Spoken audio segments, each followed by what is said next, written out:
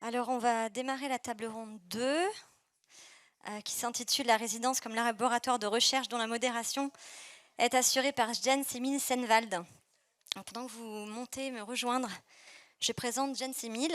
Donc Jens-Emil Senwald, tu es critique d'art, journaliste et enseignant en philosophie. Tu es auteur de nombreux textes critiques publiés dans des revues d'art, catalogues d'expositions et livres d'artistes en France, Suisse, Autriche et Allemagne.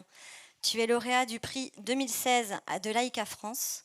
Docteur en philosophie, tu interviens actuellement dans l'enseignement supérieur en Suisse et en France. À l'École supérieure d'art de Clermont Métropole, tu occupes le poste de professeur titulaire de philosophie.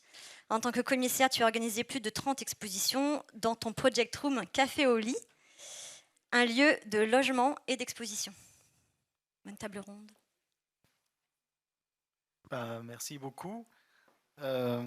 Anne, c'est vrai qu'en parlant de Café au lit, je me rends compte que, d'une certaine manière, la résidence était déjà un peu au cœur de la pratique. Je n'avais pas y pensé quand j'ai été invité à faire cette modération. Je vais commencer avec une citation. La recherche en art est toujours exploration de tous les domaines que l'on voudra. Et, en même temps, elle est toujours recherche sur l'art lui-même. Je me permets de commencer par cette citation de Jean-Luc Nancy, peut-être parce que je pense que nous allons en quelque sorte chercher nos recherches lors de cette table ronde dédiée à la résidence comme laboratoire de recherche. Jean-Luc Nancy disait ces phrases en 2005. Par ailleurs, c'était un moment, 2005-2009 notamment, où on discutait beaucoup les questions de la relation art et sciences, et notamment aussi recherche en art. Il y a une pléiade de publications qui paraissaient à ce moment-là. Et lui, il disait ces phrases comme clôture du colloque « Chercher sa recherche ». Il la présente comme une activité, donc la recherche, comme une activité tournée vers le non donné, vers ce qui n'est pas ou pas encore donné. Il en découle deux façons de recherche. Primo, celle qui cherche ce qui manque à sa place.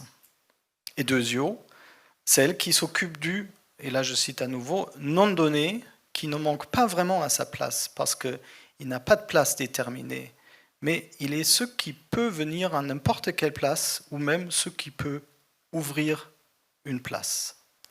Et je fais exprès de choisir cette citation, et cette matinée, ça m'a confirmé ça, puisqu'on a déjà abordé l'importance d'un espace, de donner une place par la résidence aux pratiques artistiques. Il me semble donc que la recherche en résidence tend à répondre à cette deuxième notion. Elle ouvre une place en donnant un lieu et du temps.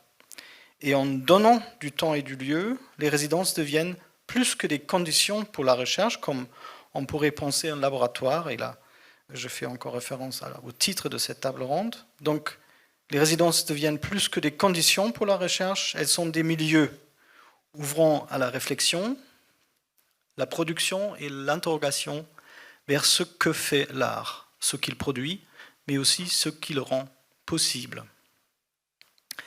Donc avant d'explorer avec nos invités, et je suis vraiment très content d'être avec vous cet après-midi, donc avant d'explorer ces possibles de la recherche, je voudrais d'abord aussi remercier Art en résidence à la fois de cette invitation, mais aussi et surtout de ce beau programme de symposium qui nous permettra à nous exercer en une faculté primordiale à la recherche, la réflexion.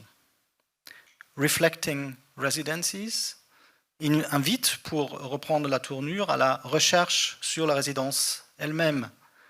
Il s'agit donc déjà intrinsèquement d'une recherche en art. Mais qu'est-ce que bien cette recherche en art? Je me permets de poser la question tout au départ, parce que comme ça, elle ne fera peut-être pas tout de suite aussi sujet de nos discussions. Qu'est-ce que bien cette recherche en art? Il a été beaucoup dit et écrit sur cette notion, parfois tournée comme recherche par l'art ou bien comme recherche-création. Et moi-même, je peux témoigner que il y avait une époque, c'était en 2005, donc à nouveau cette année magique, où j'étais co-éditeur d'une revue annuelle qui a vu seulement 2 numéros. Bon, c'est parfois que ça se passe. Et on s'appelait notamment Transversal, Art et Sciences en Recherche Transversale.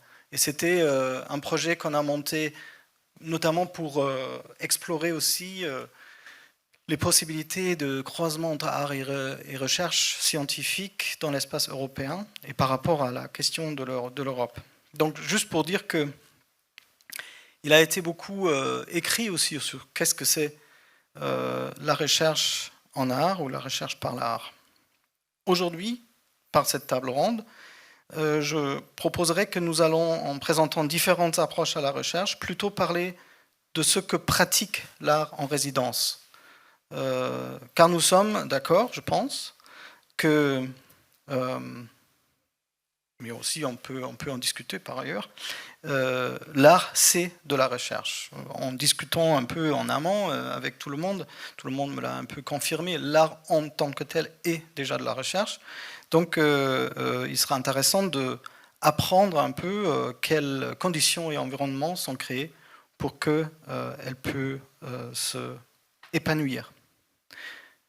L'art, c'est de la recherche dans le sens que c'est une recherche des formes, d'un sens à donner à un monde qui, en soi, n'en a pas.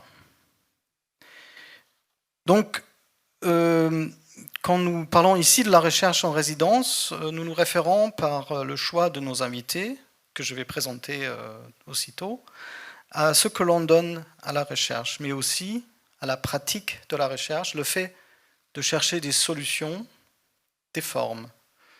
Nous allons donc découvrir ensemble les terrains partagés des recherches en pluriel. C'est ce que je propose. Donc, comme ça, j'ai dessiné un peu le terrain sur lequel on va avancer. Avant de passer la parole à notre premier invité qui est à côté de moi, je vais présenter un peu les différents participantes présentes ici, en commençant par Simon Boudvin, qui est artiste. Nous, on se connaît entre autres par par le temps qu'il était en résidence à la coopérative de recherche de l'école des beaux-arts de Clermont-Ferrand, où j'enseigne. Et depuis 2007, il enseigne aussi dans différents établissements et actuellement à l'École nationale supérieure de paysage. Il a fait ses études aux Beaux-Arts de Paris, dans l'atelier de Giuseppe Pennone et à l'École d'architecture de Paris-Malaquais. Et après donc, ses études, son travail émerge à la croisée de ces différents champs, attentifs aux mutations des territoires qu'il parcourt. Donc les différents champs sont notamment une sensibilité à un environnement et à l'histoire et une certaine charge symbolique qu'il sous-tend. Je me permets de te citer toi-même, parce que tu disais de ton travail, je trouve ça c'est assez juste. Il s'agit de poursuivre les phénomènes en place et de les relever, de les révéler. On parle de mutation des villes ou du paysage, il faut encore en rapporter des bribes signifiantes, les présenter pour ce qu'elles signifient. Là où la mémoire s'efface, là où les puissants appuient, là où tout le monde triche, là où l'injustice est flagrante et silencieuse, là où la déprise est lâche, ou encore là où il n'y a rien à signaler. Le lieu importe. Voilà. À nouveau, c'est dit, le lieu importe, et on va y revenir. Le souci de il y a. L'égard à l'endroit les guide. Et moi, je veux bien les suivre. Outre des expositions, comme récemment Graines au Crédac à Ivry-sur-Seine, Simon publie régulièrement aussi des livres comme Tindo de Tuars dans l'édition P en 2015, Col de l'échelle, édition P à nouveau 2018, ou bien Ailanthus altissima en 2020. La plante invasive homonyme du dernier livre nous permettra des possibles liens avec les autres invités. On va y revenir plus tard. Mais ça me permet aussi une transition pour présenter Elke Roloff. Elke Roloff a fondé en 2007 l'association Art and Project, une plateforme pour la jeune création contemporaine riche d'une formation artistique. Elle s'appuie sur la réalité et les enjeux du territoire transfrontalier du Pays Basque pour développer un réseau d'artistes. et pour mener des actions culturelles. Depuis 2012, elle est chargée du programme de résidence d'artistes Nekato et Nea et du développement culturel du CPIE Littoral Basque au domaine d'Abadia à Hendaye, site naturel protégé. Dans un contexte nature-culture, elle accompagne les artistes en résidence et met en place des actions de médiation. Nekato et Nea est un lieu pluriel, à la fois résidence d'artistes et d'auteurs, espace d'action et médiation culturelle et artistique et pôle de ressources, art et environnement du territoire, animé par le CPE Littoral Basque, Centre permanent d'initiative pour l'environnement. Mettant le lieu et le milieu au centre de son action, l'association œuvre depuis le site naturel protégé du domaine de Abadia à Hendaye, propriété du Conservatoire du Littoral. Donc vous voyez qu'on est sur différents terrains aussi de questions de recherche, et à nouveau la question du lieu, de la place devient importante. Depuis sa création en 1998, le programme de résidence s'est développé, proposant ainsi aux artistes, aux auteurs et aux acteurs culturels et au public un programme riche répondant aux missions du CPIE cité plus haut, au sein de la zone d'intervention. Donc, Nekato et Nea propose ainsi une diversité d'actions artistiques et culturelles conjuguant art, environnement et sciences. Et Simon va pouvoir en témoigner également, parce que tu étais aussi, si je ne me trompe pas, tu me corriges tout de suite, en passage à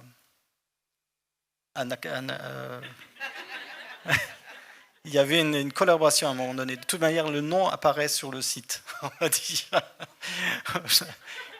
Bon.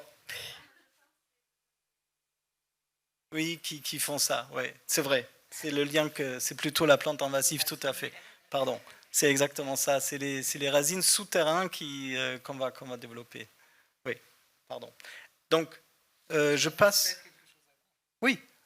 Par ailleurs, voilà, vous avez déjà fait connaissance, les choses vont venir. Et je passe donc à présenter Matteo Gonnet, qui m'a dit lors d'une communication téléphonique en amont que, et je cite, « La recherche, c'est mon quotidien ».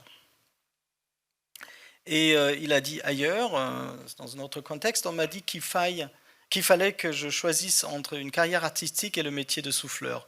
Je n'ai jamais voulu trancher.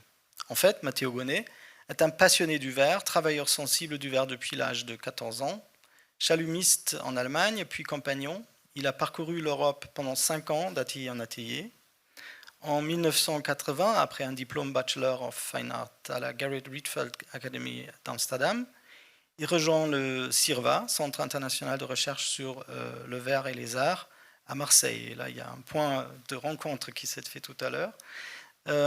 Pleinement engagé en milieu des artistes qui l'accompagnent dans le développement de leurs projets, il travaille comme souffleur de verre notamment pour Philippe Parreno, Ettore Sottsass, Andrea Branzi, les frères Bourolec et Jean-Michel Otoniel. Depuis 2008, il a installé son atelier à Bâle. Les compétences de l'atelier sont multiples, ce qui est rare. Verre soufflé, coulé, thermoformé, découpé, sablé, fasté, sablé encore, aucune technique ne semble l'arrêter. L'atelier est un lieu d'expérimentation et de production où travaillent une quinzaine déjà, de collaborateurs venant de toute l'Europe. En 2004, Matteo Gonnet a fondé la société Glassworks, un lieu d'expérimentation et de production où sont réalisées des pièces aussi bien en verre soufflé, coulé et thermoformé, comme je l'ai dit. L'atelier emploie aujourd'hui... en 2019, il est lauréat du prix Maître artisan d'art suisse. Et pour la table ronde, nous allons l'entendre, je pense, aussi sur son quotidien de recherche avec les artistes, autant que sur ce que recherche et résidence puissent évoquer pour lui. Donc, on va revenir là-dessus. Et je passe, avant de présenter Anne, à notre invité pour le focus qui, comme ce matin, aura lieu à la fin de notre table ronde. C'est un immense plaisir d'accueillir Gala Alexa Amagat, attachée de coopération culturelle adjointe à l'Institut français, qui va tout à l'heure donc nous présenter la Villa Van Eyck à Amsterdam, la Jan Van Eyck Academy, qui a pour mission d'explorer le rôle citoyen de l'art, du design et d'autres pratiques créatives en relation avec la crise climatique, la dégradation de l'environnement et leurs multiples conséquences. Je ne vais pas en dire plus parce qu'on en entendra plus tout à l'heure. Et donc je passe à présenter ma voisine, Anne Pilonnet, qui est professeure des universités à l'Institut Lumière Matière CNRS Université Lyon 1.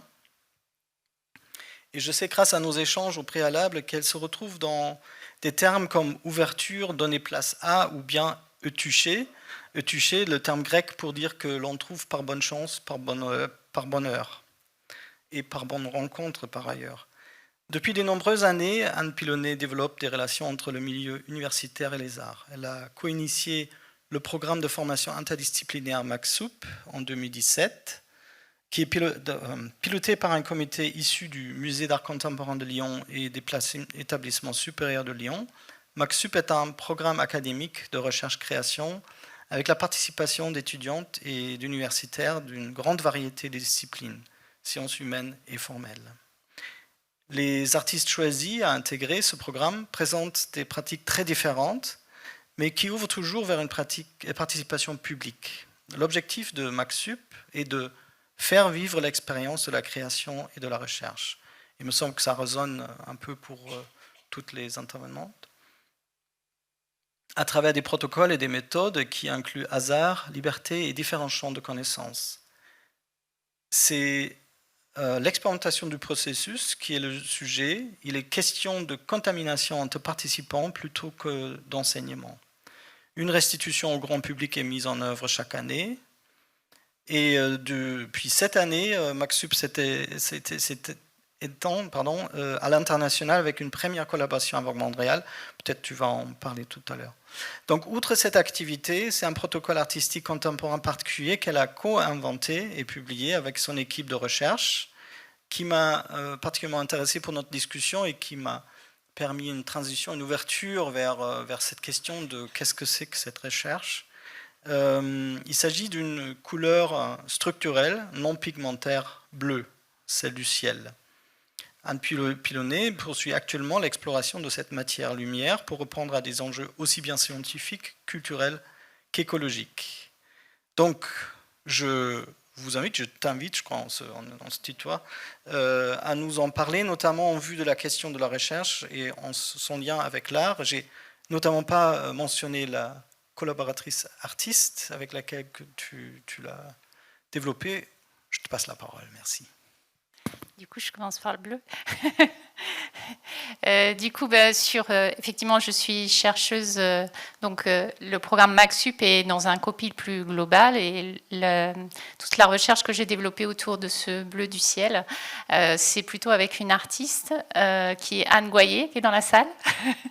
Et en fait, c'est issu d'une rencontre qui a eu lieu en 2016 où Anne, qui est artiste, mélangeait du blanc et du noir.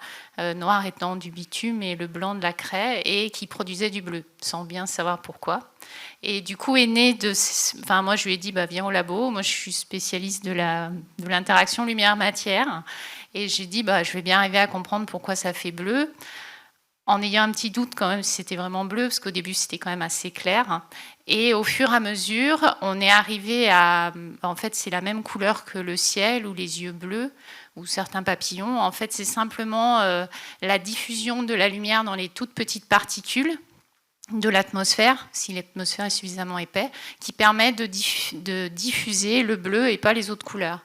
Et du coup, on a cette couleur bleue qui est due simplement à de la matière blanche sur un fond noir, le noir étant l'univers stellaire, quoi.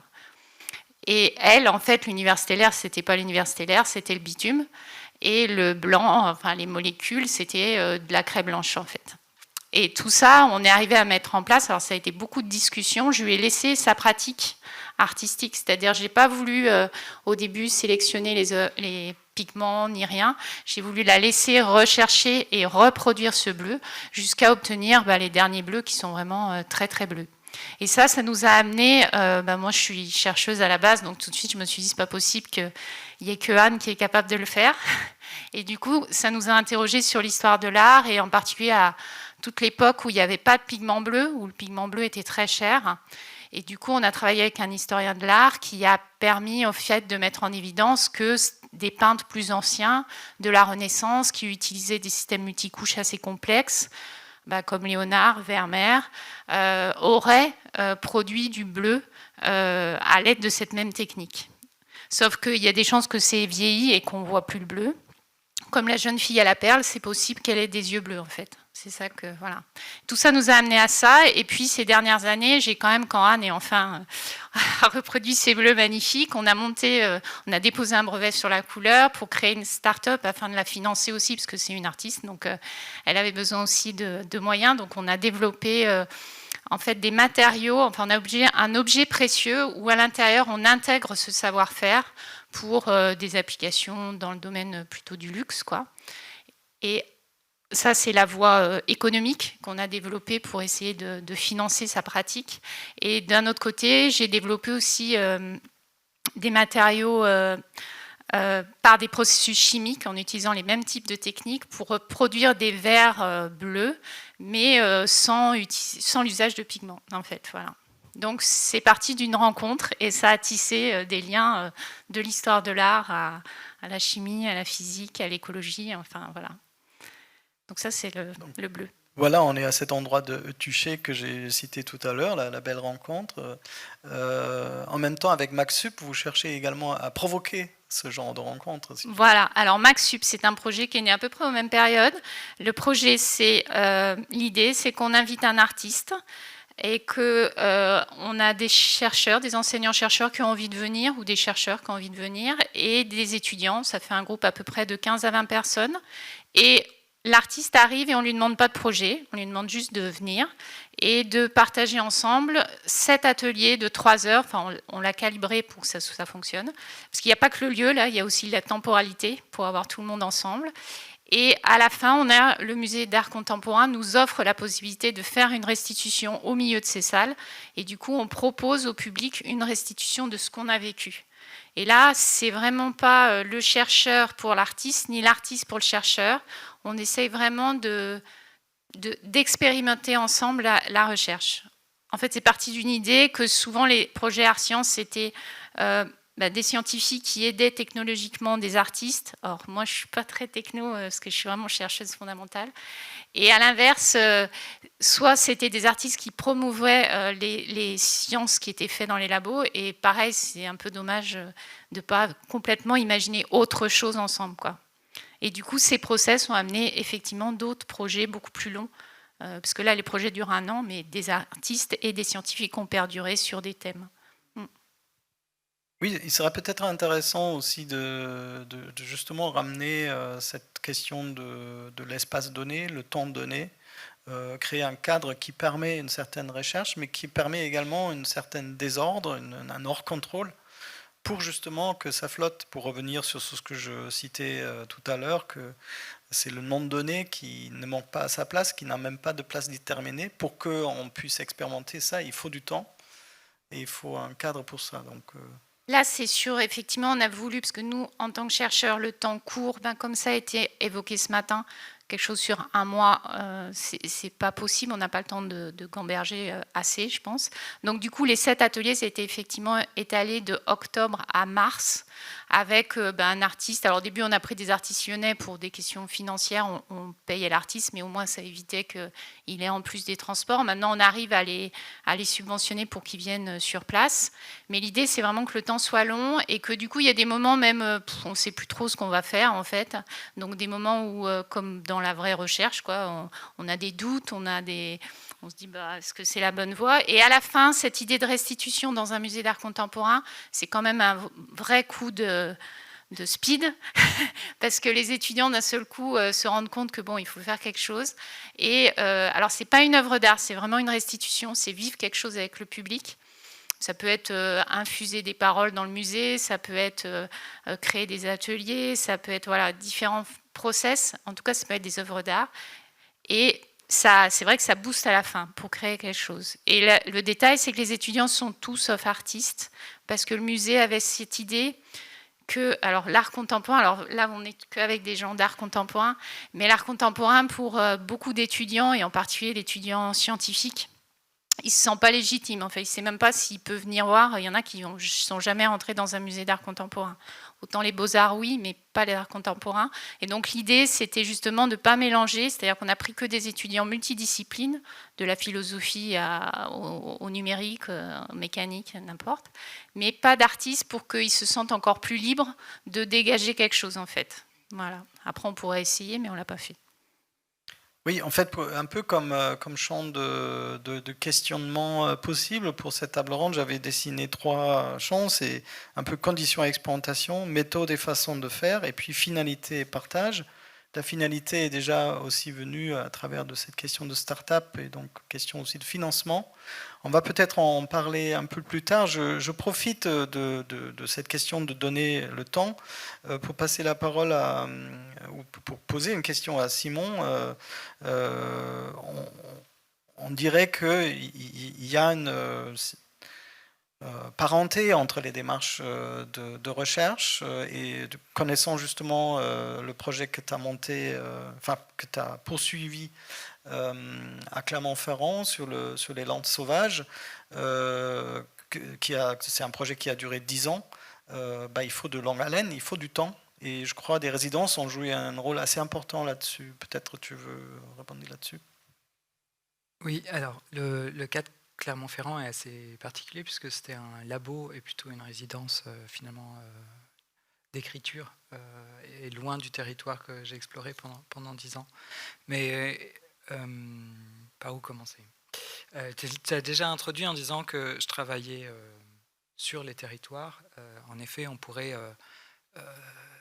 méchamment simplifier les pratiques artistiques comme ça, avec des artistes qui ont une pratique d'atelier où ils vont avoir un degré de concentration intense et à force d'expérimenter sur les matériaux qu'ils retrouvent chaque jour, approfondir leurs connaissances et avancer dans leur recherche.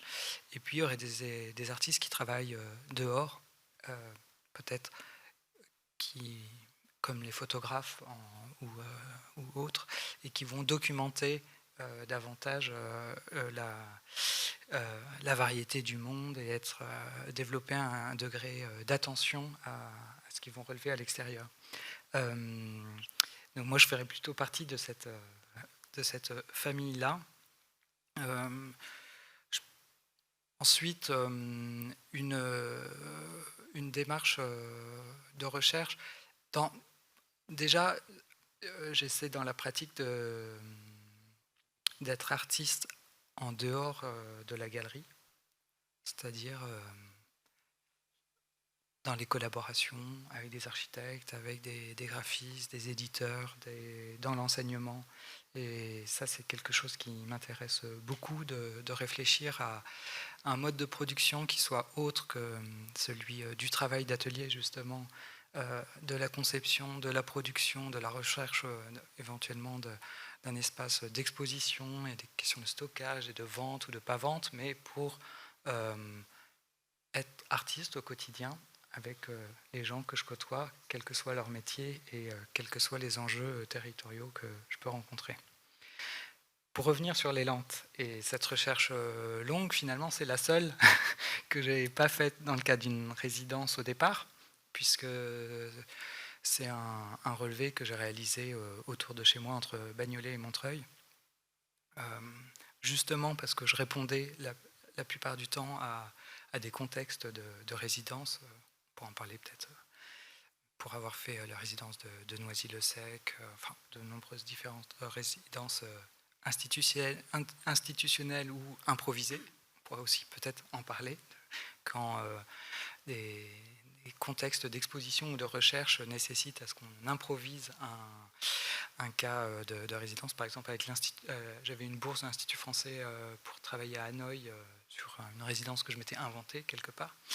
Mais bref, pour revenir à la recherche et à l'élante et à ce cadre qui ressemble davantage à de la recherche scientifique, j'ai commencé à faire des photos dans mon quartier en 2011 et sans grande attention, mais donc avec une attention particulière.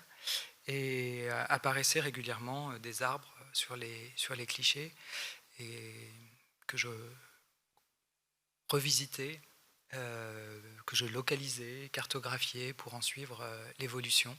Et je me suis documenté sur leur histoire et j'ai avalé un peu toute la littérature que je pouvais trouver dans les langues que je pouvais lire sur cette espèce-là.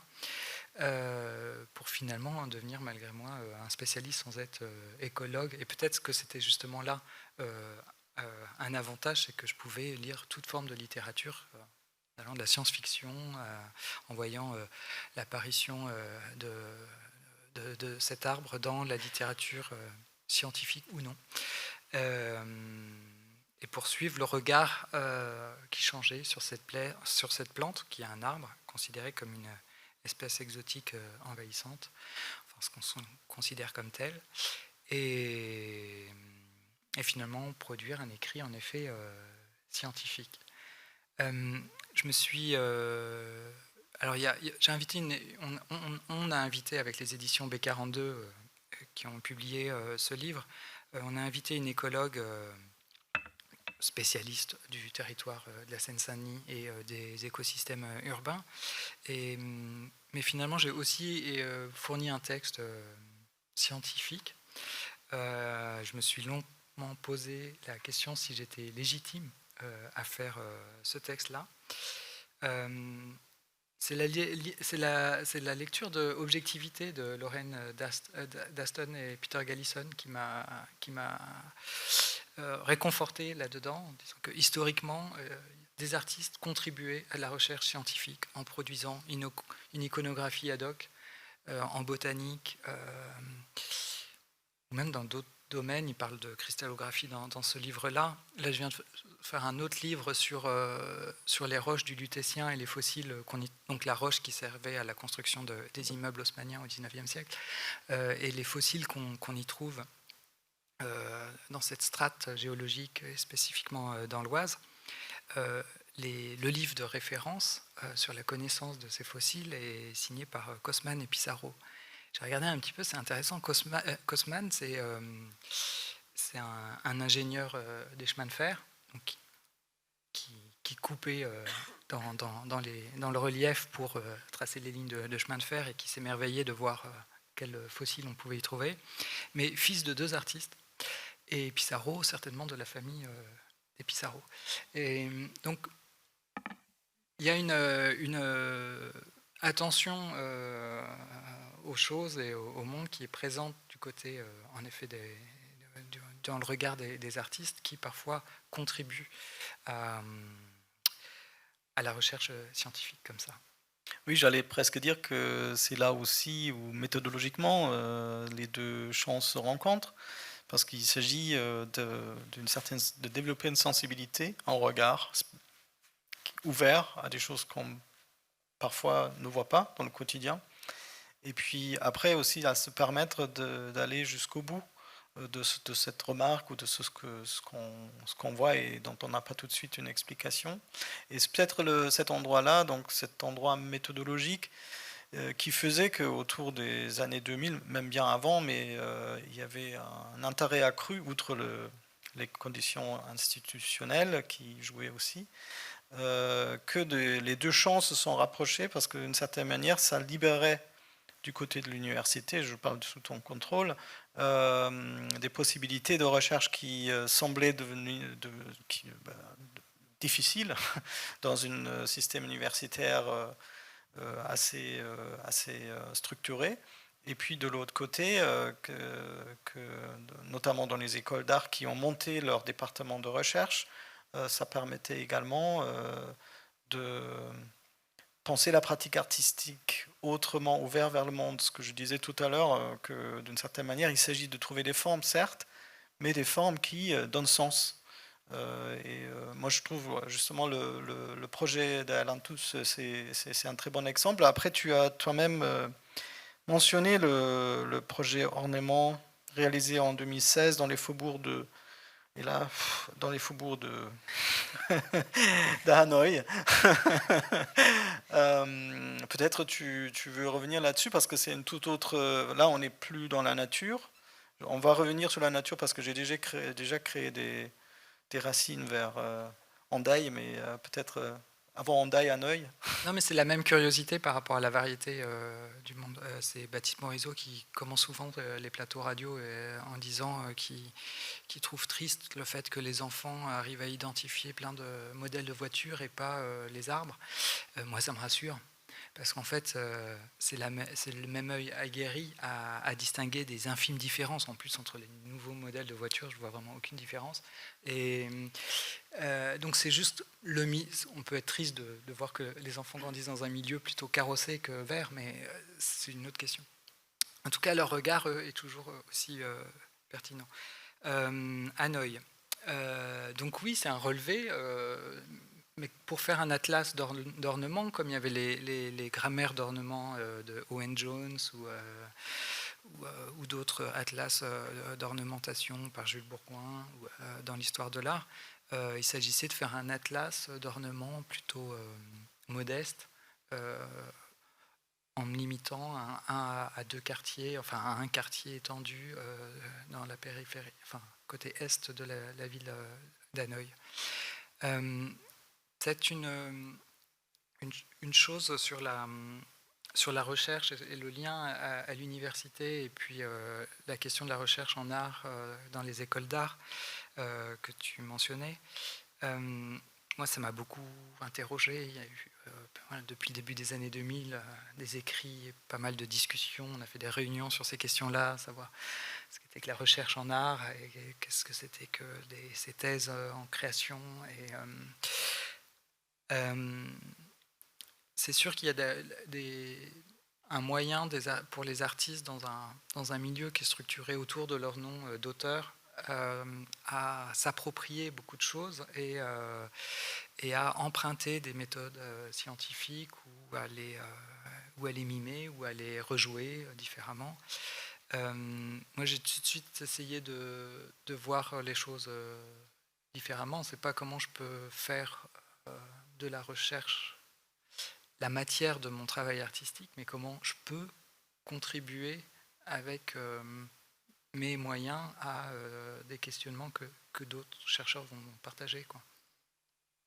Oui, ça me fait penser à d'autres collectifs artistiques comme Forensic Architecture, par exemple, qui contribuent à des tribunaux de crimes de guerre, par exemple, en reliant différents chercheurs, y compris des artistes et designers, par exemple. Donc, oui, c'est tout à fait ça. Peut-être on est en train de partir de cet dualisme recherche universitaire, recherche artistique, juste en se disant, ben non, en fait, il y a des questions sur lesquelles il faut trouver des réponses, et pour cela, il faut différentes expertises. Et c'est à cet endroit-là où je vais faire la transition vers Elke, parce que depuis 24 ans, il y a justement ce travail sur le territoire, sur le génie du lieu aussi. En fait, c'est très important. Tu me disais ça aussi au téléphone, que c'est ce qui imprègne une région, un paysage, un environnement. Mais c'est pas que ça. En fait, il y a une véritable contribution à des réflexions, des questionnements et des projets de conception écologique. Donc, tout à fait. Oui. Alors oui, une part, c'est très très important, notre emplacement, notre lieu dans ce site naturel protégé de 65 hectares, qui est entre l'océan et la montagne. C'est un site qui invite l'artiste plutôt à s'asseoir, à prendre son temps. Et c'est justement à ces moments-là, souvent, qu'on peut parler que le génie du lieu agit quand l'artiste se laisse faire, ça s'abandonne. et change même son projet en cours de route parce que le lieu il a pris le dessus en fait sur le reste. Parce qu'il est vraiment très fort. Voilà. Il y a aussi le château d'Antoine d'Abadie, c'est un château un peu mystique. Donc voilà, ça rajoute une couche un peu mystérieuse et importante aussi au niveau des sciences. Parce que voilà, la résidence Nekatoenia, elle est gérée par une association environnementale. Et du coup, il y a d'autres problématiques, d'autres questions et thématiques qu'on souhaite traiter aussi. Hein. Donc notamment des projets qui sont en lien soit avec l'environnement, soit avec des questions de paysage, soit avec des questions de gestion des sites naturels, par exemple aussi. Et je peux peut-être m'appuyer sur ce projet qu'on a développé en 2018 avec le Centre international art et paysage de l'île de Vassivière. Pardon, hein. Oui, le Vassivière, justement un centre voisin à l'école de Clermont-Ferrand. Alors, je rajoute très vite parce que le site, c'est la propriété du Conservatoire du littoral et des rivages lacustres qui achètent donc des terrains qui sont soit au bord de la mer, soit autour des lacs. Et Vassivière a la même particularité que nous. Voilà, il y a aussi un terrain qui est propriété du Conservatoire du littoral. Sachant peut-être que c'est un lac artificiel. Exactement, ouais. Mais du coup, on a trouvé des similitudes et aussi des questions qu'on se pose par rapport à la gestion de ces espaces-là. Et aussi comment les artistes peuvent traiter ces questions-là. Et on a mis en place en 2018 un projet un peu plus gros, plus important, où on a intégré aussi l'université de Bordeaux et de Limoges, avec des groupes d'étudiants qui ont participé pleinement au projet, qui ont été intégrés et qui sont venus chez nous pour des périodes je ne me rappelle plus, de 3 ou 4 jours, où ils ont d'abord découvert le projet qui a été mené par l'artiste François Génaud et le chercheur et biologiste Alexis Zimmer, qu'on avait invité donc autour de ce projet de la résidence croisée avec Vassivière. Et donc voilà, on a intégré les groupes d'université et l'idée c'était aussi là de ne pas faire un travail au service de la science ni à l'inverse, mais travailler ensemble et essayer de créer comme ça un nouveau récit. Et donc c'était autour de la gestion du domaine et chez nous le binôme a travaillé sur la problématique des invasives. Les plantes invasives, c'est vraiment, chez nous, ils sont détestés, ils sont arrachés, on ne les aime pas. Et donc là, l'idée, c'était, la proposition surtout du binôme, c'était de créer une manière pour se réconcilier en fait avec ces plantes-là et de le voir d'une autre manière, d'une manière positive. Et de partager tout ça avec la population, avec les étudiants, réfléchir autour de ces thématiques-là. Donc si dans ce cadre-là on dit que la résidence est un laboratoire, c'est justement dans le sens qu'on ne va pas prendre le laboratoire comme un dispositif, mais plutôt comme un cadre, la création d'un cadre qui permet ces rencontres et qui permet également ce temps dont tu parlais, en fait, ce temps de s'asseoir, le temps de... Tout à l'heure, ce matin, on l'a déjà entendu, c'est très important de pouvoir arriver et pour l'instant, se détacher de cette idée, j'arrive et il faut que je réalise un projet. Est-ce qu'il y a pour moi, ça pose vraiment un problème, en fait, quand on a les artistes qui arrivent avec un projet déjà ficelé, j'ai presque envie de dire, on rate sa résidence chez nous. Parce que le lieu, il a un impact tellement fort. Ne pas en prendre compte ou ne pas s'inspirer ou de tirer quelque chose de là, c'est vraiment dommage en fait. Ça n'a pas de sens chez nous. Et oui, en laboratoire, c'est un cadre et je pense aussi, voilà, c'est surtout des mises en relation. Enfin, ce projet-là, c'était assez lourd au niveau coordination parce que en amont, c'était trouver les interlocuteurs adéquats, spécialisés, travailler avec les différentes temporalités aussi. L'artiste n'a pas la même temporalité qu'un chercheur, ni l'université, ni les autres chercheurs qui sont sur place mais qui n'ont pas forcément le temps. Donc il fallait vraiment mettre en place tout un cadre propice à ce projet-là. Oui, ce qui m'intéressait, c'est que comment vous sélectionnez les artistes que vous invitez à travailler. Et puis ensuite suit aussi la question de la finalité. Enfin, est-ce qu'il y a quand même une finalité ou est-ce que l'invitation est faite et puis arrive ce qui arrive? Alors, on a un programme de résidence. On choisit les artistes sur appel à projet, donc candidature. C'était quoi la question après? Bah, la finalité, c'était un peu aussi, ouais. Donc d'abord, et voilà, ils sont soutenus financièrement. Hein, c'est le cadre, il est toujours, c'est important, le soutien financier, évidemment. C'est surtout des résidences de recherche, avant tout, sans forcément une attente d'un résultat. Donc, pas forcément l'exposition. Il se peut que l'exposition se crée parce que l'artiste il a envie.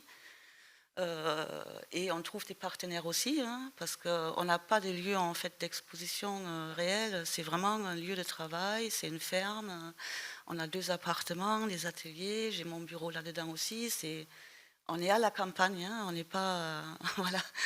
Et c'est un lieu de travail avant tout.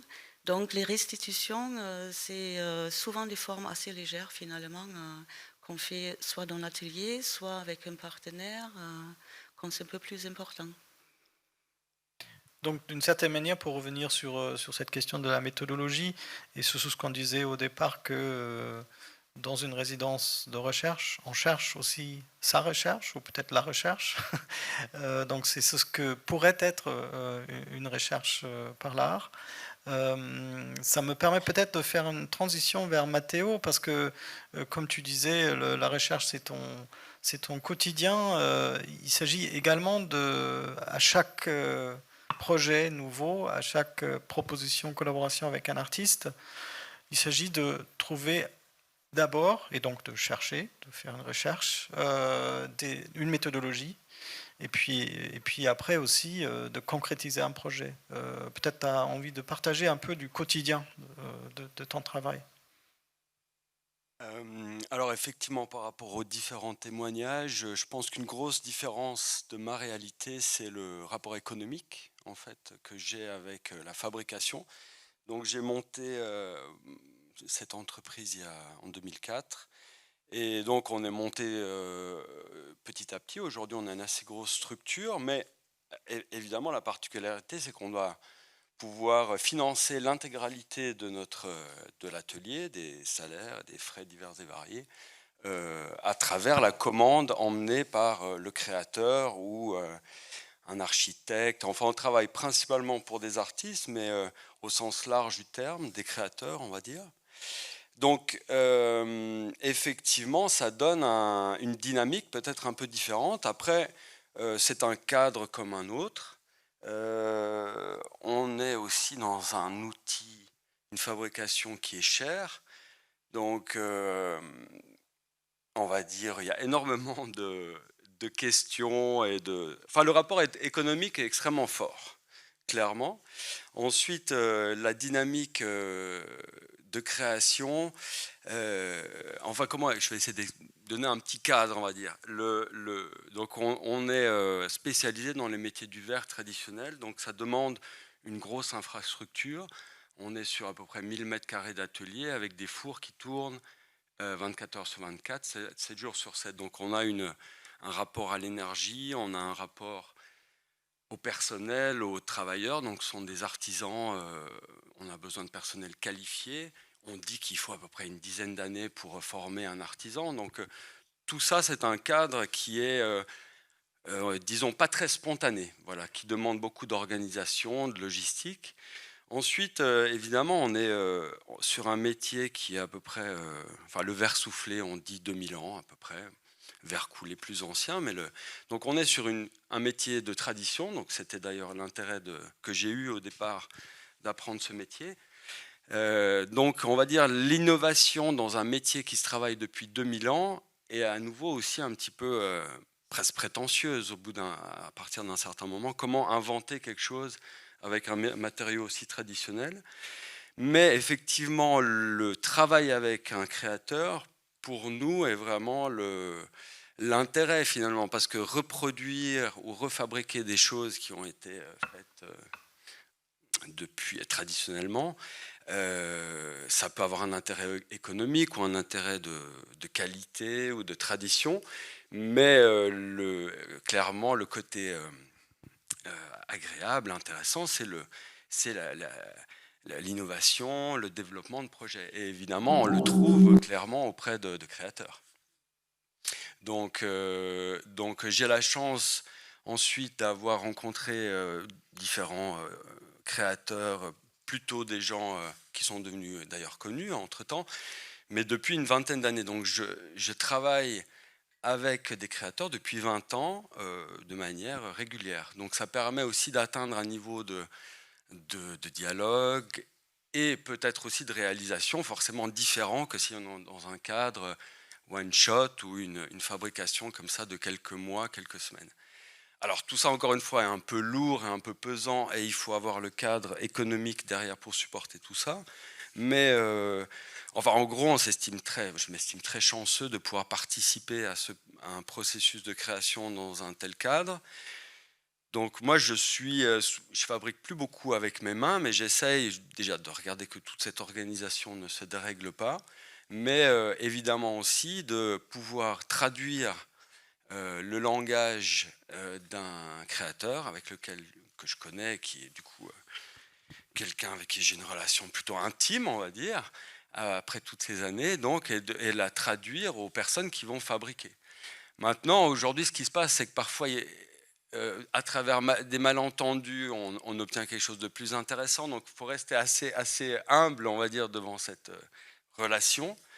Mais en tout cas, de notre point de vue d'artisan, la relation avec un créateur est extrêmement stimulante. Mais encore une fois, voilà, je ne veux pas être prétentieux, dire qu'on fait de la recherche, on n'est pas ni scientifique, enfin, voilà, on est universitaire, on est artisan.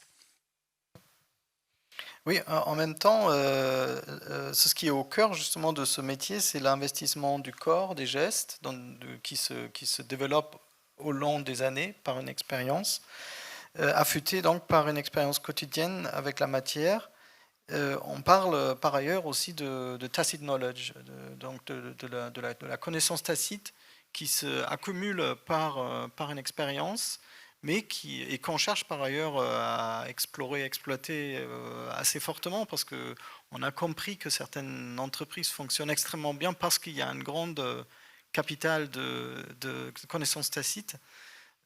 Et donc, il se pose tout de suite la question, comment transmettre ça, comment l'activer. Et il me semble que c'est à cet endroit-là où tous les quatre vous vous retrouvez, parce qu'il s'agit de créer des conditions dans lesquelles c'est possible de transmettre quelque chose qui ne se formalise pas par des livres ou qui ne se formalise pas comme des séances cartésiennes, on va dire. Voilà, là, pour un raccourci assez brutal. Mais donc, peut-être dans le quotidien, juste un exemple très pratique, comment est-ce qu'il faut s'imaginer. Par exemple, je peux penser à Solid Class de Fabrice Amine, qui a quand même duré 2 ans de développement de cette série de pièces. Comment ça s'est fait? Comment il faut s'imaginer? L'artiste, il arrive, il dit tiens, je voudrais travailler sur. Est-ce que tu n'as pas une idée ou comment ça? Pour passer plusieurs questions Oui. mais on va dire ma réalité est avant tout une aventure humaine, donc une petite entreprise. Principalement, effectivement, il faut créer un cadre agréable au mieux pour tout le monde. Les artistes peuvent être un petit peu, comment dire ça, de manière un peu intense, quoi. Voilà, donc effectivement, de manière un petit peu. Mais donc effectivement, il y a de créer un cadre stimulant. On passe par toutes les phases en fait, donc peut-être qu'on peut. Certains projets commencent assez bien, assez vite, on va vite obtenir des résultats. Après, il y a une longue phase de doute. Enfin voilà, ça c'est un peu le classique, quoi. Ça monte assez vite. Après, il y a la longue phase de doute, et c'est là où ça devient difficile. C'est là où il faut trouver les ressources. C'est là où effectivement il faut réussir à entraîner tout le monde.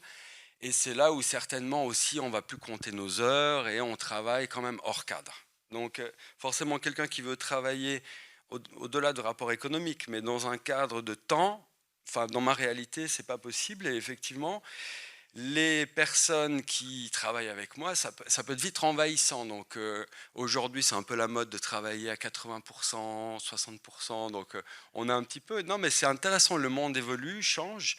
Nous, on est encore dans un monde totalement au XXe siècle. Les fours, on continue, mais aussi on est complètement pris dans la machine en fait. Ça peut paraître un petit peu, mais c'est réel, c'est réel. Et j'ai la chance d'avoir des collaborateurs qui sont complètement passionnés par ce qu'ils font. Et donc un travail comme par exemple ces dômes de verre massif pour l'artiste belge Fabrice Samin sont des pièces en fait qui demandent d'avoir des fours à haute température. Donc oui, on doit avoir en plus utilisé l'énergie le plus logiquement possible, donc avoir un travail continu. Mais ensuite, par exemple, ces dômes ont un temps de refroidissement d'environ 1 semaine. Donc, la fabrication dure quelques heures. Là, c'est assez long parce qu'il y a plusieurs étapes. Donc, elle se passe sur 3 jours. La fabrication, il y a des éléments en verre qui sont fabriqués, refroidis, vérifiés et réchauffés pour la fabrication finale. Et ensuite, la pièce elle-même finale va refroidir pendant 1 semaine. Et après tout ça, vous ouvrez le four et la couleur est 10% trop claire. Donc, et c'est ce processus-là qui, émotionnellement, est pas facile. Quelqu'un va dire, non mais, bon déjà, à partir d'un certain degré d'exigence, tout se discute. Est-ce que c'est trop clair, pas assez clair, je ne sais pas. Bon. Est-ce que c'est un défaut? Est-ce que c'est la matière? Est-ce que c'est intéressant, pas intéressant? Mais je pense que pour la première série de 12 dômes, on a dû en fabriquer à peu près 50.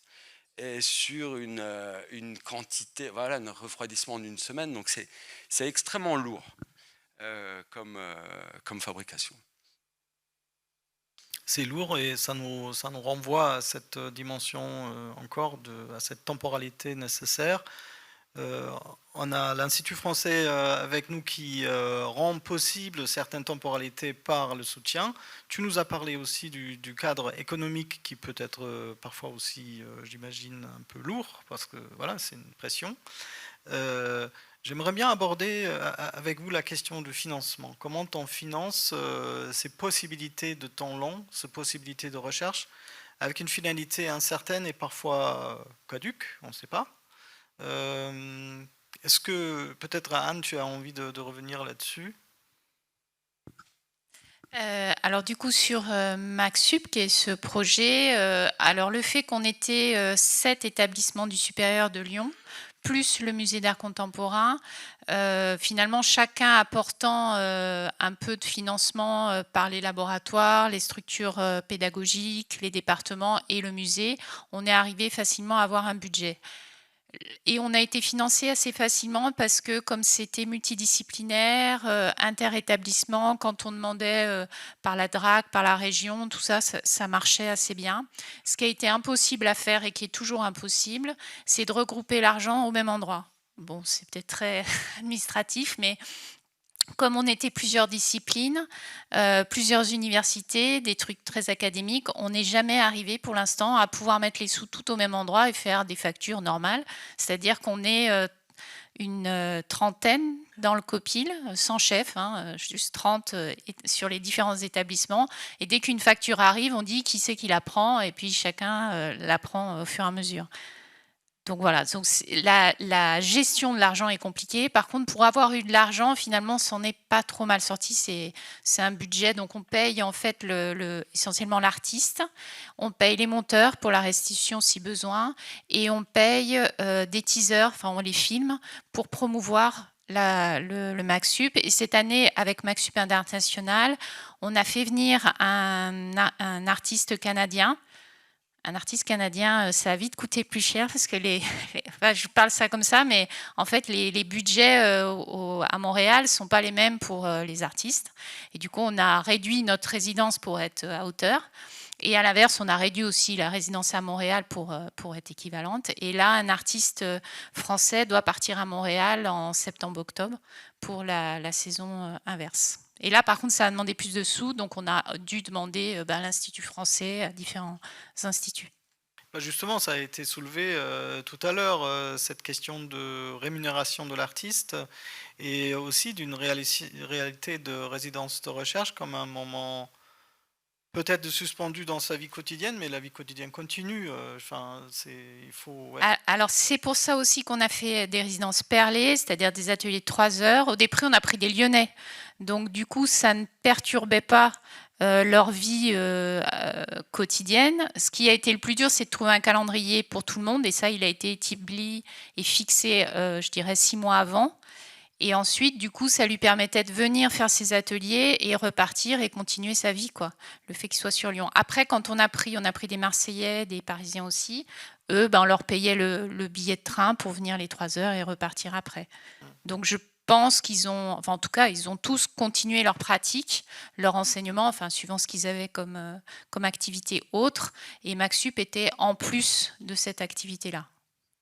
Peut-être, Simon, tu as envie de témoigner. Tu as fait la Villa Medici. On sait que la Villa Medici, c'est encore un cadre particulier. Comment ça se vit et comment est-ce qu'on peut faire des recherches? C'est bien de la raccrocher aux résidences parce que soit plus perçu comme quelque chose d'exceptionnel et isolé, même si c'est une résidence vraiment ancienne et prestigieuse. Et même par rapport à cette idée d'une résidence qui ne serait pas forcément productive ou sans attendu défini. Quand je suis arrivé là-bas, on nous a organisé un séminaire sur l'otium d'un historien qui a écrit un livre qui est sorti pendant le premier confinement sur l'otium qui serait l'inverse du négocium et sur le loisir créatif et ce moment suspendu où les artistes seraient libres de rêver et de se ressourcer. Et il est venu avec cette idée-là que la Villa Médicis c'était l'endroit où l'État finançait l'otium des artistes. Je peux vous dire que parmi les 16 pensionnaires, il y a une réaction assez vive d'acteurs du secteur culturel. En plus, pendant une période où nos activités étaient considérées comme non essentielles, et où en plus, quand vous avez les 16 pensionnaires, c'est un peu des geeks, quoi. Même si vous leur demandez de rien faire, ils pondent 2 bouquins, je ne sais pas combien de pièces sonores ou un film.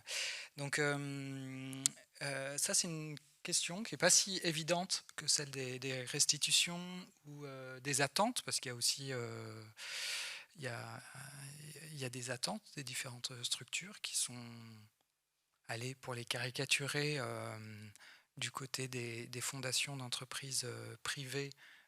Les contrats ressemblent à ça, de cession de droits et ils vont développer énormément de fonds pour faire le making-of de la résidence. Vous voyez à peu près à quoi ça peut ressembler. Et puis, du côté public, on a des attentes aussi d'intervention aux côtés du différent public, scolaire ou pas. Mais toutes ces demandes sont légitimes. Il y a quand même aussi des attentes de l'autre côté, ou vraiment de production. Pareil dans le milieu universitaire, hein, que ça peut être des productions d'écrits et d'articles qui donnent de la visibilité au laboratoire, ou dans le cadre de résidence, que les œuvres puissent être visibles à la fin. Je ne pense pas que ce soit... donc je peux comprendre que c'est troublant pour une résidence qui est dans un cadre particulier de recevoir un artiste ou une artiste qui a un projet trop ficelé et où on serait obligé d'équiper sa production. D'un autre côté, je pense que c'est bien d'avoir des discussions sur des temporalités plus ou moins longues.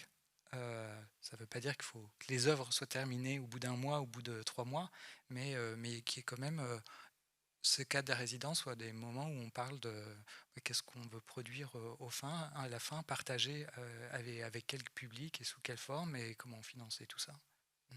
Oui, bah, il me semble qu'il joue également cette fine ligne qu'il faut toujours observer entre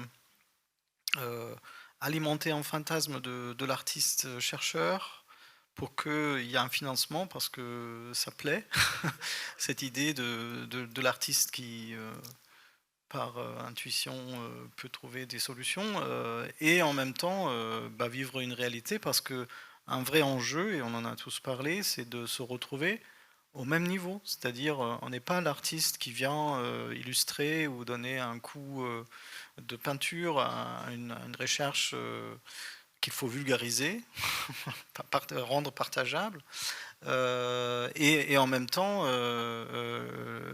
le chercheur c'est pas non plus la personne complètement hors sol dont on veut bien l'imaginer.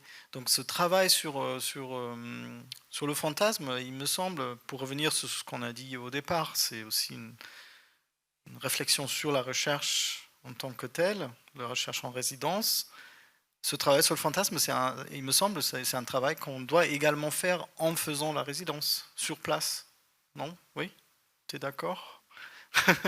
Elke, qu'est-ce que tu en penses? Parce que j'imagine que tu es aussi confronté à des artistes qui arrivent, qui ont une idée, est-ce que ça pourrait être ce moment? Et j'imagine il y a aussi un travail de désapprendre, de s'ouvrir. Oui, je pense, là on revient un petit peu à ce qu'on disait aussi ce matin, c'est assez humain finalement notre travail, et c'est être à l'écoute déjà de l'artiste quand il arrive, de discuter, d'être au quotidien avec lui pour l'aider à trouver son chemin finalement. Parce que le plus important, c'est que l'artiste arrive à créer et à mettre en place son projet. Et nous, on est là pour l'aider. Et c'est l'humain, en fait. Moi, je suis très à l'écoute. Et c'est dans la discussion que ça se passe. Donc, Oui, donc on revient sur... on revient sur des financements à l'humain. Oui, c'est ça. C'est ça. En fait, peut-être il y a un dernier point que j'aimerais bien aborder avec vous ensemble, c'est la question de trouver un langage partagé. Je me rappelle quand j'ai fait mes études, il y avait un petit moment, j'ai fait mes études à Hambourg, j'ai fait des études de lettres et de philosophie. Il y avait une envie d'une professeure de travailler avec l'école des beaux-arts d'Hambourg. On a fait donc une première session de séminaire. Et pendant 3 heures, on cherchait à se parler et c'était quasi impossible. Bah, en plus, c'était l'autre temps de la French Theory du côté de l'université. Et de l'autre, il y avait des artistes qui ne comprenaient rien. Et en fait, c'est devenu presque hostile. Et donc, j'imagine que vous avez tous vécu des moments où il faut trouver les codes, il faut trouver un langage. Et ça vaut également pour Mathéo, qui disait tout à l'heure, c'est un travail de traduction presque aussi à l'équipe de ce que... Il y a beaucoup de malentendus, évidemment, mais ça, c'est comme dans la vraie vie, de manière générale. On essaye de faire au mieux, de comprendre, de traduire, Oui, évidemment. Mais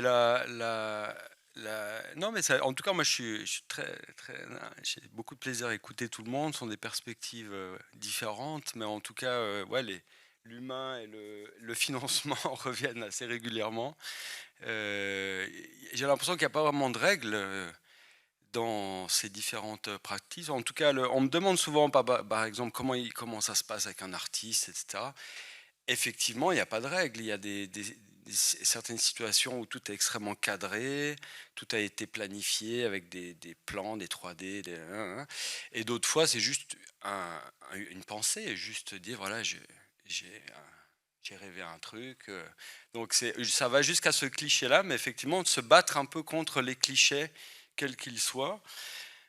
Qui fabrique quoi, qui est l'artiste, voilà, sont tous ces sujets qu'on a effectivement abordés tout à l'heure, mais En tout cas, le dialogue, sans dialogue, rien ne se passe. J'ai envie de rajouter, on peut aussi mettre en place des moments propices de travail en commun. Et ça permet parfois de débloquer aussi la parole et le dialogue. C'est le faire ensemble, en fait. Surtout concernant, par exemple, chez nous, mes collègues géologues, spécialistes de la faune et flore, hein, ils sont très, très éloignés du milieu artistique.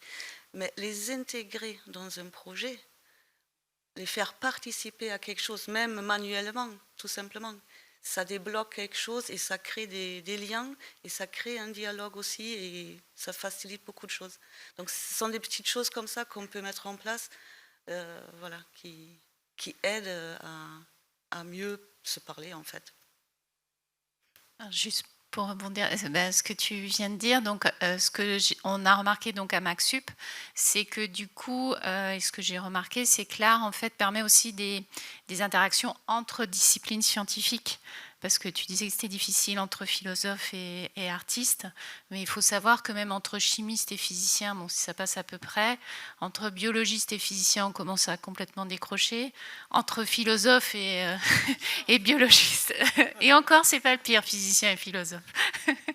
Mais du coup, en fait, l'art, du fait de sa liberté, de son aération, qu'on n'ose plus être peut-être libre ou laisser parler sa sensibilité, son émotion, ce qu'on fait en tant que chercheur, en vérité, on fait une publi où il n'y a plus rien, il n'y a plus d'émotion, mais en fait, il s'est passé plein de choses. Et du coup, de mettre un artiste au milieu de cet ensemble, de ce magma, comme biologiste, géologue et tout ça, ça permet vraiment d'alléger le discours et d'oser discuter avec les mots, avec les mains et essayer de comprendre l'autre, quoi. Donc c'est plutôt un bon manière, en fait, de dialoguer.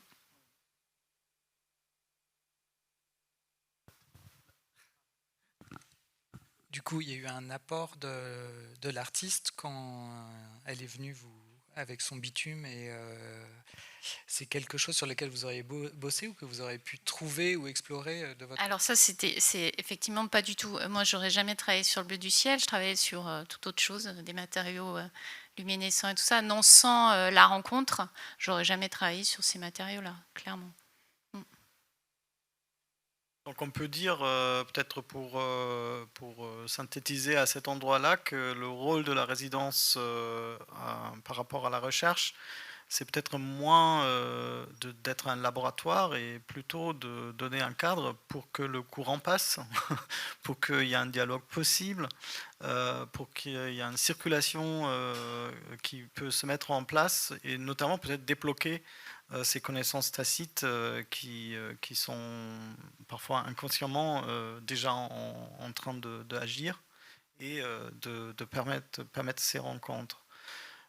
Ça me permet, donc, pour que le courant passe, ça me permet de faire une transition vers le public et vous demander si vous avez des questions à nos invités. Oui, monsieur. Comment faire ?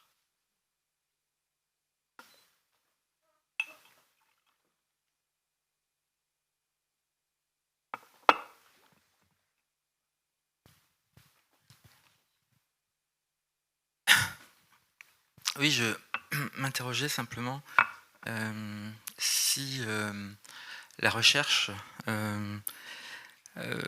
si on peut penser que la recherche, elle reste circonscrite à la résidence ou finalement elle ne déborde pas la résidence. Parce que dans ce que vous dites, certes, les résidences sont des temps privilégiés pour mener un travail de recherche, mais en réalité, la recherche ne cesse pas avec la fin de la résidence. C'est un processus permanent, en vérité. Et, alors évidemment, ça pose la question du financement de cette recherche. Le cadre qu'offre la résidence permet justement de combiner des conditions, un espace, un temps, des moyens, un accompagnement, un laboratoire. Mais voilà, c'est une question ouverte, mais je m'interroge effectivement sur le temps de recherche. Est-ce qu'il n'est pas finalement constitutif du travail artistique et de ce point de vue-là, quelle réponse on peut apporter à ça ? J'ai l'impression que c'est un état d'esprit, évidemment. Mais après, ce que je trouve intéressant, c'est aussi de s'observer, est-ce qu'on peut être autant concentré et précis sur un sujet? Les sujets se mélangent, on avance un bout, on change de sujet, on revient, on repart. Donc comment financer une vie de recherche, ça je ne sais pas. Mais en tout cas, chaque projet peut être financé séparément, doit l'être séparément, mais les choses se mélangent. Il y a des temps de pause, peut-être sur un projet on n'avance plus, il n'y a pas de solution, on passe sur autre chose. C'est quelque chose de totalement mouvant en fait.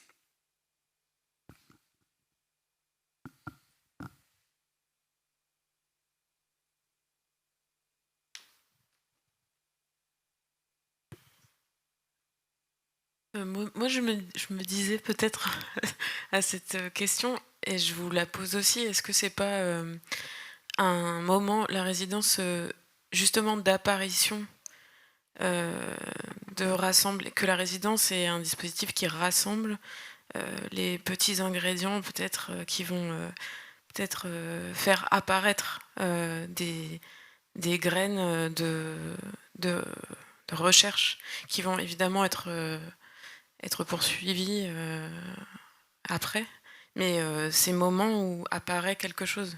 Moi, j'ai l'impression que ça apparaît que dans des moments où il y a un truc, les planètes s'alignent, quoi. Donc peut-être que c'est ça aussi je sais pas, d'espace. Je sais pas, il y a tellement de cas différents.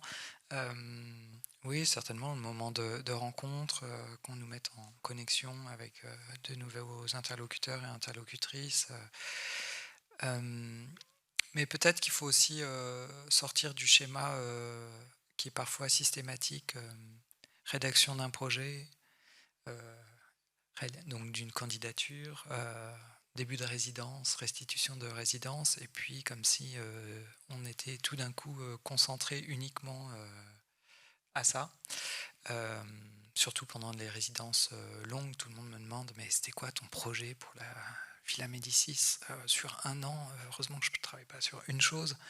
Et plusieurs expositions en préparation, des livres, des rencontres, des enseignements. Et donc on n'est pas monotâche, mais en effet, ça peut être des moments de concentration autour d'un sujet qui est identifié et où les structures d'accueil disent bah, nous, ça nous intéresse aussi, et on a tel acteur sur le territoire qui sont sur les mêmes sujets. Ouais.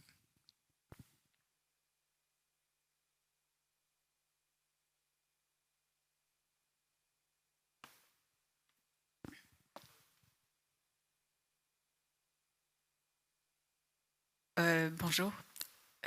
J'ai une réflexion, enfin je suis travaillée par l'idée que cette résidence, ça peut être aussi un terrible moment d'isolement ou bénéfique moment d'isolement, peut-être en particulier dans votre cas. Et donc c'est ça, c'est se sortir du quotidien, c'est lâcher un peu sur tout un tas de rôles et de fonctions qu'on a, je sais pas, en habitant Paris, voilà. Et donc c'est se sortir du quotidien, c'est isolement éventuel, peut-être pas dans tous les cas, pas à la Villa Médicis.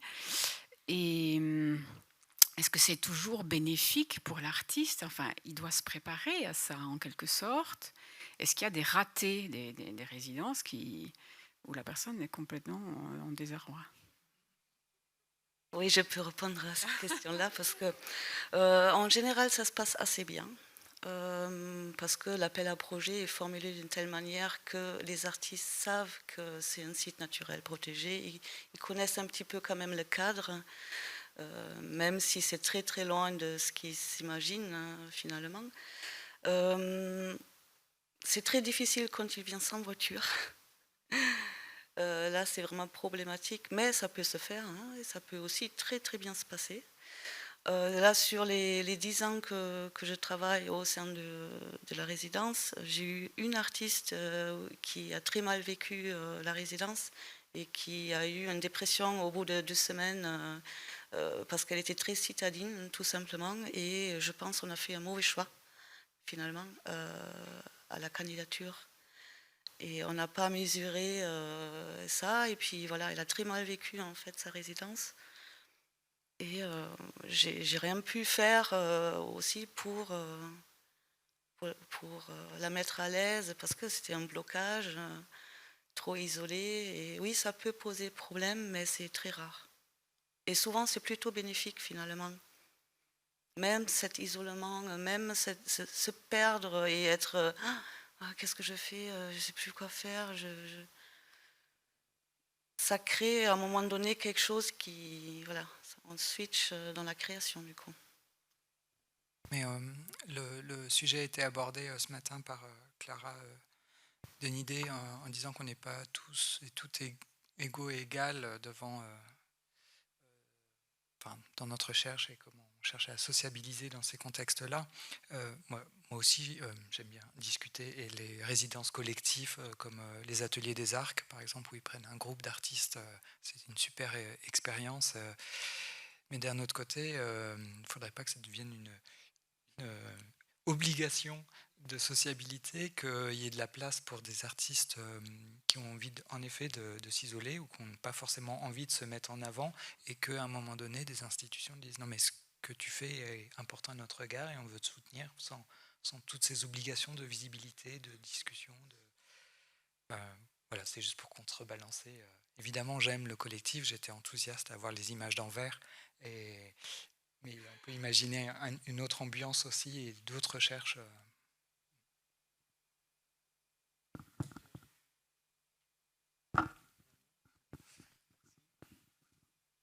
Est-ce qu'il y a d'autres questions? Sinon,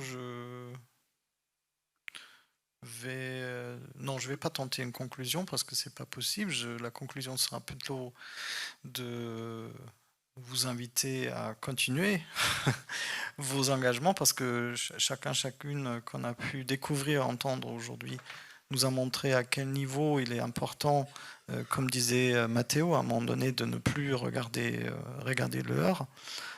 Là, c'est bien sûr pas l'incitation à l'exploitation néolibérale, mais c'est plutôt à se dire, ok, là, on est touché par quelque chose, là, le courant passe, et ça permet à développer quelque chose et à rappeler ce que j'avais cité du côté de Nancy, qu'en même temps, la recherche est toujours recherche sur l'art lui-même, parce qu'il ne faut pas oublier quand même, les résidences ne sont pas des lieux qui sont faits pour répondre à un attendu de ce qui est l'art, mais ce sont des lieux importants qui contribuent à un art en devenir, à ce que peut devenir l'art.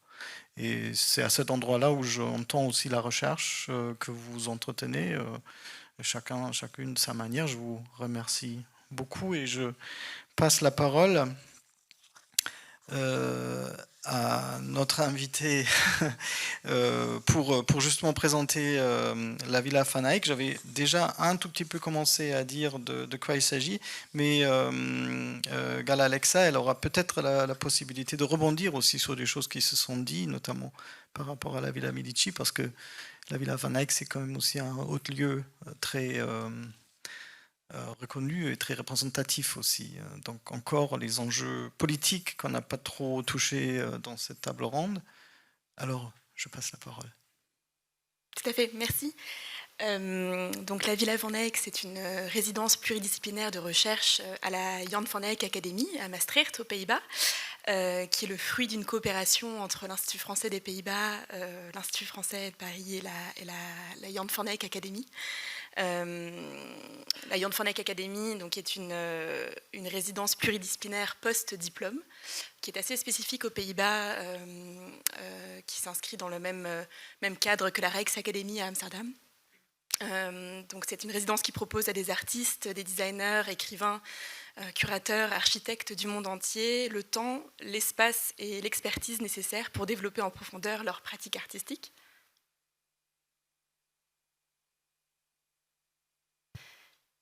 Et donc en tant que programme post-diplôme, les résidences sont principalement financées par le ministère néerlandais de la culture et l'enseignement supérieur et la province du Limbourg.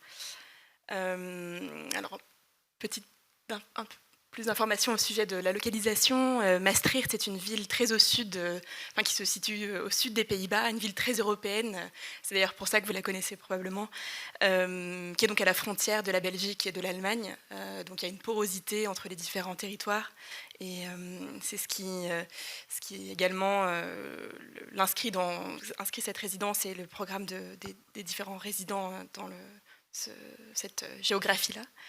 Le directeur Hicham Khalidi, qui était précédemment curateur à Lafayette Anticipation, et a donc pris ses fonctions en 2018, avec une mission d'explorer le rôle citoyen de l'art, du design et d'autres pratiques créatives en relation avec la crise climatique, la dégradation de l'environnement et toutes leurs multiples conséquences. Donc c'est un lieu de recherche, d'expérimentation. Vous parliez tout à l'heure de contamination, mais la Jan van Eyck Academy utilise le terme de fertilisation croisée et de débat public. Donc la pluralité est au cœur de cette post-académie, de par son organisation multiforme et transversale, et son approche multidisciplinaire et intersectorielle. Ce qui en fait un environnement très riche où les participants peuvent s'épanouir et nourrir et diversifier leurs recherches artistiques en échangeant justement avec leurs pairs de différentes disciplines. Donc le programme de résidence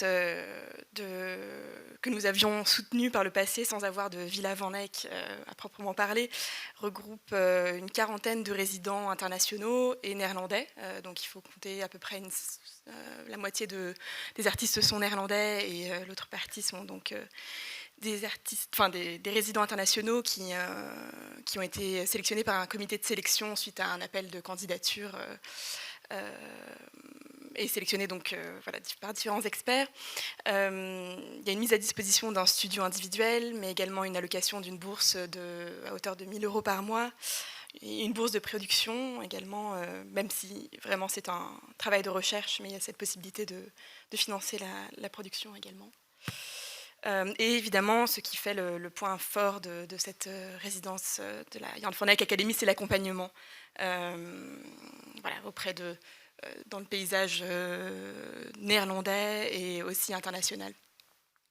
Donc la Villa Van Eyck, que nous venons de lancer en novembre 2021, donc c'est vraiment tout récent, a été fondée donc, suite à un échange entre ma prédécesseure Hélène Doux et le directeur de la Jan van Eyck Academy, Hicham Khalidi, et suite au programme de la Fabrique des résidences de l'Institut français de Paris, et s'intègre en fait dans ce programme, dans cette cohorte de résidents, et vient un peu compléter, le directeur de l'Institut français parlait ce matin des dispositifs de villas, et il y a certains collègues dans la salle qui sont impliqués dans les villas Salambo en Tunisie ou la villa Koujouyama.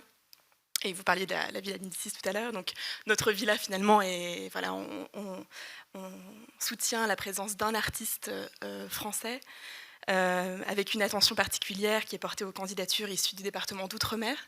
Et donc bien que le programme de résidence de la Van Eyck est sur une période de 11 mois, pour la première année de notre résidence, on s'était attelé sur une temporalité de 6 mois, mais on est en train suite à une première résidence, de voir s'il ne serait pas plus intéressant de prolonger cette période encore plus, pour non seulement faciliter la venue d'artistes en famille, qu'ils puissent scolariser leurs enfants si nécessaire sur une année scolaire, mais aussi de participer à un temps de valorisation et de présentation de leur travail pendant les Open Studios qui ont toujours lieu à la fin du mois de juin.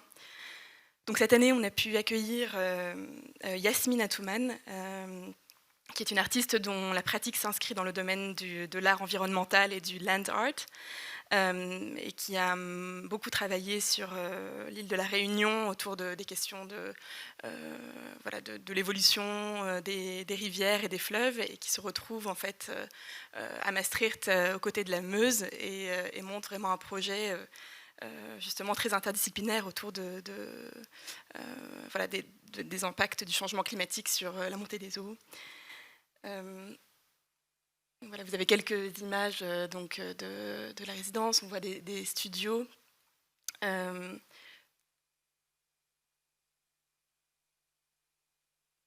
Donc La Jan van Eyck, comme je disais, et donc la Villa Van Eyck offre à ses résidents le temps et les outils nécessaires pour développer, matérialiser et diffuser un temps de recherche, par le biais également de différents laboratoires. Par exemple, il y a un travail autour d'un laboratoire de printing and publishing, que l'on voit ici, un laboratoire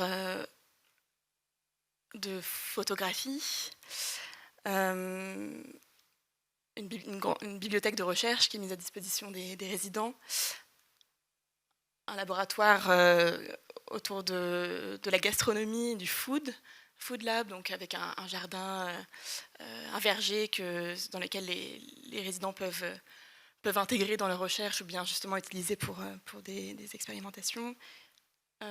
Et pour rebondir sur le projet de Dan, sur le MacSup, il y a aussi tout un travail autour d'une banque de futurs matériaux.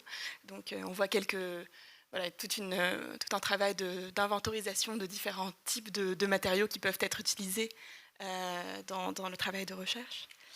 Et donc, comme je le disais, la Jan van Eyck travaille avec un réseau d'universitaires de l'université de Maastricht, mais aussi de différents conseillers pour faciliter des contacts entre les résidents et diverses institutions, mais tout en laissant le temps à chaque artiste en résidence de voir s'il a besoin ou pas de ces temps d'échange.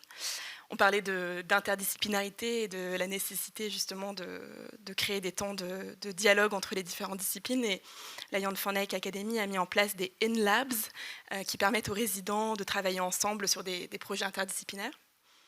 Et puis tous les mercredis, pour continuer dans cette notion d'échange, les résidents se retrouvent autour d'un dîner que deux résidents préparent, tandis que 2 autres résidents partagent leurs réflexions et leurs recherches. À nouveau, c'est pas une obligation, mais c'est vraiment pour essayer de faciliter des échanges aussi entre différentes disciplines. Et en lien avec la mission donc, élaborée par Hicham Khalidi, il y a vraiment aussi un programme public autour des différentes solutions ou initiatives pour traiter de l'urgence climatique dans le travail artistique et de recherche. En termes de médiation, donc vous parliez tout à l'heure de l'importance aussi d'un temps de recherche qui n'est pas interrompu par des demandes de présentation du travail à un public.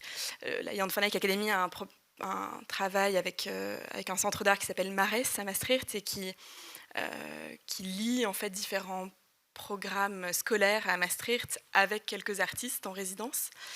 À nouveau, il faut que cela émane d'un souhait du résident de vouloir travailler avec différents scolaires.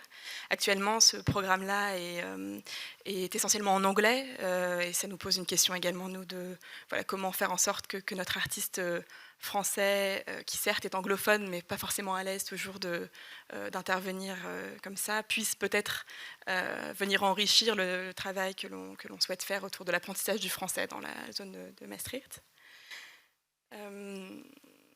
Et donc, en plus de ces différentes possibilités, en fait, à la fin du mois de juin, il y a donc les Open Studios auxquels je vous invite tous à venir. C'est les 24, 25 et 26 juin prochains, qui permettent vraiment d'avoir un temps d'échange avec les différents artistes en résidence, mais aussi découvrir le travail de la première lauréate de la Villa Van Eyck. On est en train de finaliser actuellement l'appel à candidature pour la seconde édition et de sélectionner l'artiste qui sera reçu. Et suite à ces différents échanges aussi, je pense que c'est et notre semaine aussi de formation, on se pose beaucoup de questions sur comment en effet donner le temps à un artiste, mais aussi un accompagnement nécessaire pour faire en sorte que une période de recherche puisse être la plus stimulante et la plus riche possible. Voilà. Donc, je ne sais pas si vous avez des questions sur ce dispositif.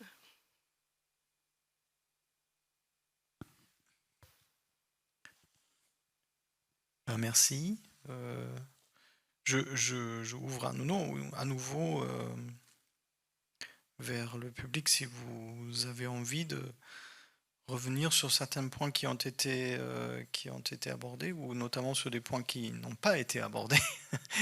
Il nous reste un petit quart d'heure. On a donc la possibilité d'échanger dans ce cadre, sinon peut-être justement plutôt à l'extérieur.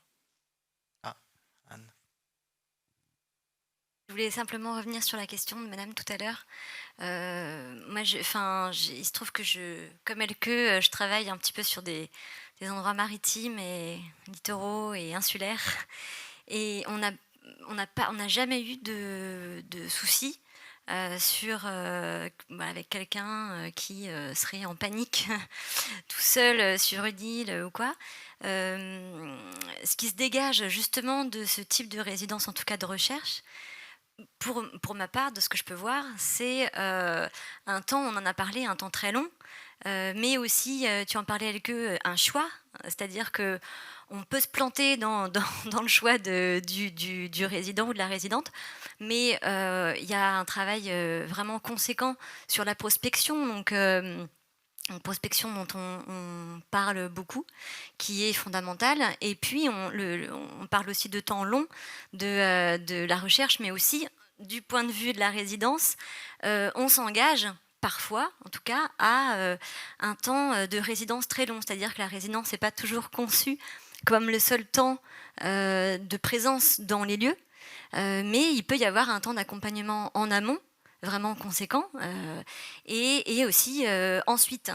Et quand on est dans un paysage, en tout cas comme le nôtre, hyper fort, hyper englobant, avec des tempêtes, avec tout ce qu'on veut, et bien quelquefois les œuvres sont produites, ou les recherches, ou les expérimentations ou autres sont produites parfois 2 ans, parfois 5 ans, 10 ans après la résidence. Et il se peut en tout cas qu'au niveau des lieux de résidence, on ait aussi à accompagner sur un très long temps les artistes venus. Notamment, je pense à la Villa Kujuyama qui avait pensé justement à ça, à la post-résidence, et qui s'est engagée à réfléchir comme ça, justement, comment on accompagne après la résidence, puisque ça ne s'arrête pas au moment de l'état des lieux de sortie. Mais voilà, et en tout cas, on n'a jamais eu d'échec pour l'instant. C'est peut-être aussi le moment à revenir sur quelque chose qui a été dit par Simon. En fait, les résidences improvisées, si on parle de résidences ici, et notamment face à des institutions comme la Villa Van Eyck ou d'autres institutions, on est toujours aussi face à une structure qui a ses propres lois et ses propres formes de fonctionnement. Et il me semble que les résidences proposées ou les programmes proposés sont aussi forts à cet endroit-là où il y a la possibilité d'improvisation. Il y a la possibilité de se dire, bah tiens, peut-être c'est pas ici où la résidence devrait avoir lieu, mais peut-être ailleurs. Et donc, c'est peut-être cette souplesse qui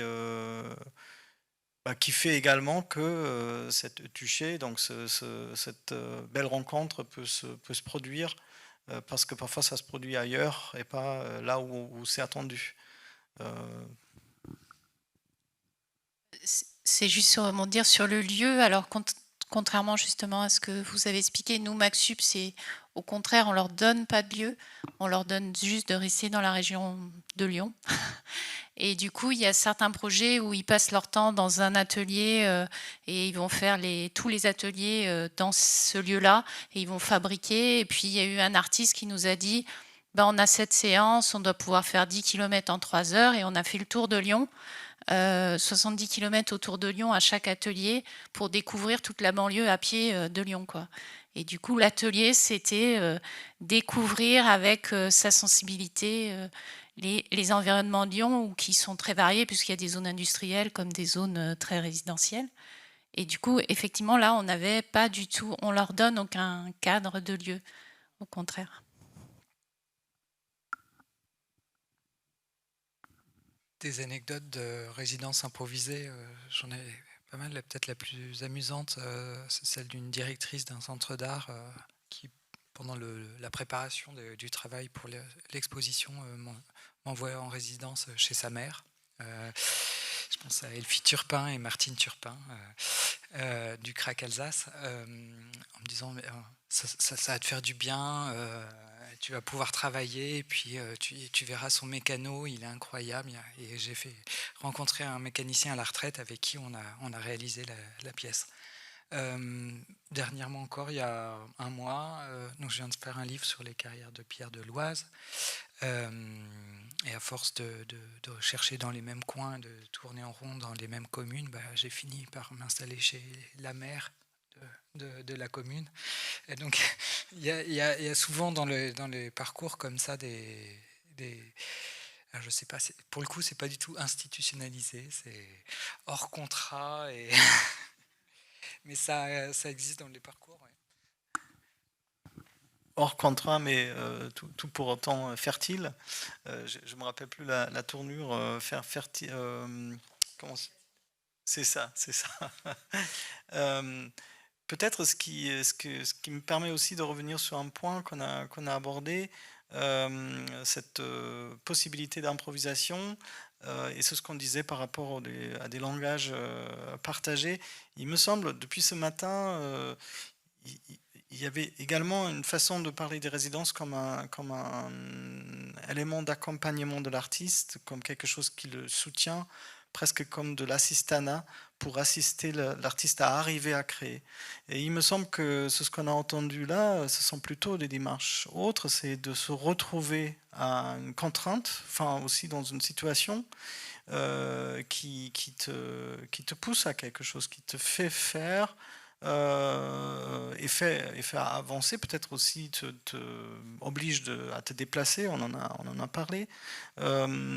Donc pour rebondir sur ce que tu disais sur la résilience comme le moment à rien faire, c'est peut-être justement pas du tout ce qui est cherché, c'est peut-être pas du tout ce qui est cherché d'être face à un artiste comme quelqu'un qui a besoin toujours de l'aide, mais plutôt pour revenir sur ce qu'on disait, à créer un cadre et des conditions dans lesquelles le courant peut passer, la traduction peut se faire, un dialogue peut s'installer. C'est peut-être là où la recherche commence, plutôt qu'aux endroits attendus. Je me permets peut-être de conclure avec cette proposition de prendre les résidences comme ça, en vous invitant de continuer bien sûr à nous interroger à l'extérieur autour d'un café peut-être. Je sais qu'après il y aura aussi un moment convivial de prévu. Et je vois qu'Anne se prépare pour nous parler. Donc encore un très grand merci à tous les 5 intervenantes. Et à la prochaine. Alors on va faire une petite pause, on se retrouve à 16h30 ici, même un petit peu avant, pour un point d'information qui reviendra sur les travaux récents et en cours dans le cadre des bonnes pratiques pour l'accueil d'artistes en résidence. Voilà, donc à tout de suite.